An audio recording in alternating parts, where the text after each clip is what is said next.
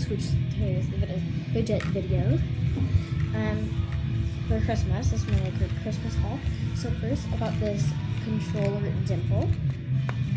The pops are pretty good. So, Xbox / PS4 controller. So yeah.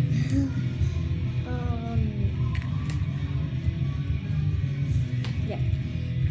And it has a little keychain here. I'm going to take it off. So, I also got a snapper.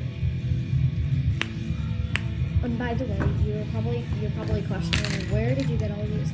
I either got, I don't know, but Showcase or and I got this Shaggy Nito. It's extruded. I love it. I like it more than the original Nito, and I don't know why. It's just really nice. Like, it has a really good squeeze. When I first got it, it was hard to squeeze, so it was really good. But yeah. And I also got a new DNA ball. I had another one, and I fixed it with my one of my like squishy kits that you can like make squishies out of them and balloons and stuff.